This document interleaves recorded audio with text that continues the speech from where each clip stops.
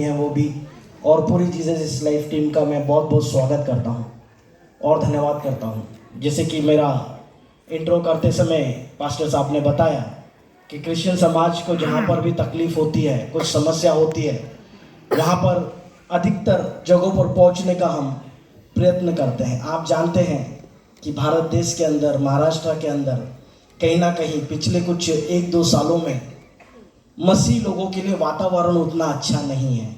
जो लोग यीशु मसीह से प्रेम करते हैं, यीशु को फॉलो करते हैं, उन लोगों के लिए वातावरण इतना अच्छा नहीं है। कुछ लोग परेशान करते हैं, तकलीफ़ देते हैं।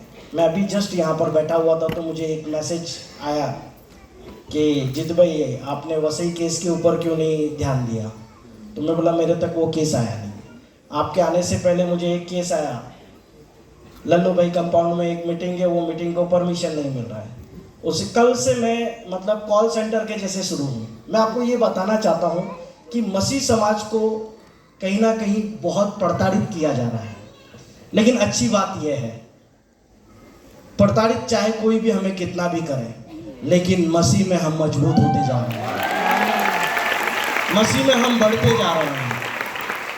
मुझे कल दोपहर के बाद में एक कॉल आई। वो कॉल थी नांदेड़ से, हदगांव पुलिस स्टेशन के अंतर्गत से। मुझे एक बिशप का फ़ोन आया, बोले जीतू भाई हम यहाँ पर 8-9 साल से प्रार्थना चलाते हैं, क्रिसमस के प्रोग्राम्स होते हैं, यीशु जन्म उत्सव मनाते हैं, लेकिन इस बार पुलिस और गांव वाले लोग हमको मनाने नहीं दे रहे, तो आप जरा इसमें कुछ कीजिए। उन्होंने क्लियर मना कर दिया कि हम आपको करने नहीं देंगे। सीनियर ने बहुत उल्टा सीधा पुलिस अधिकारी ने बात किया। मैं बोला ठीक है, आप मुझे पुलिस स्टेशन बताइए, मैं बात करता हूँ। नांदेड़ के एडिशनल एसपी उनके साथ में बात किया, डीवाईएसपी के साथ में बात किया। मैं बोला आप प्रोग्राम कैंसिल नहीं करना, आप बिंदास कीजिए। वो लोग दूसरे दिन गए।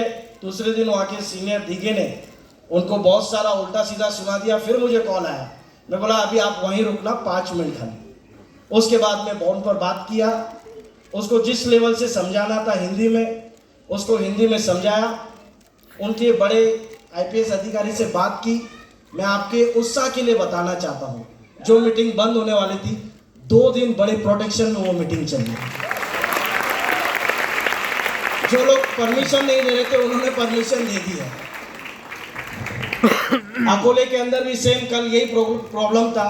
छोड़िए, उल्लासनगर के अंदर अपना मानेरे गांव में एक हॉल है, वो हॉल में मीटिंग बंद कर दी गई।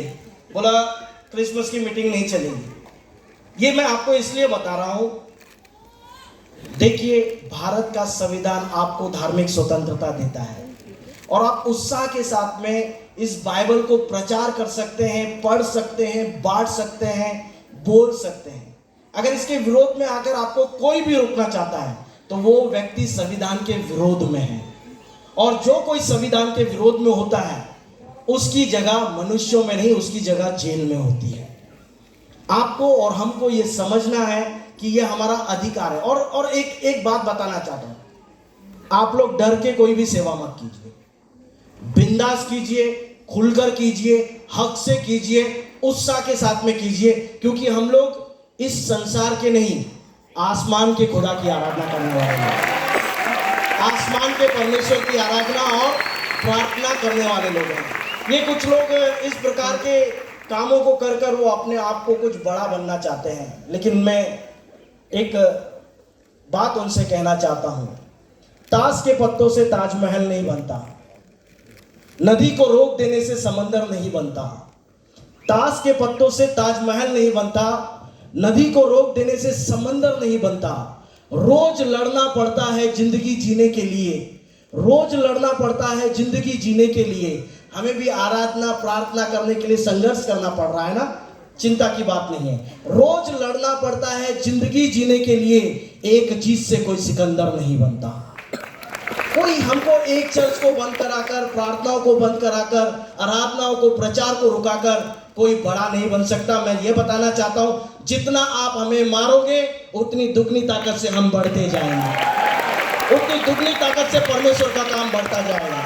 इसलिए बड़े उत्साह के साथ में यीशु जन्म उत्सव मनाइए, रोडों पर मनाइए, चौराहों पर मनाइए, कलीसियाओं में मनाइए, क्योंकि यीशु पैदा हुआ है हमारी जिंदगी बदलने के लिए, ना कि कोई धर्म बनाने के लिए। यीशु कोई धर्म नहीं बनाता, यीशु जीवन बदल देता है। बोलो यीशु मसीह की, यीशु मसीह की। बहुत बहुत धन्यवाद पास्टर जी, बहुत बहुत धन्यवाद, थैंक यू।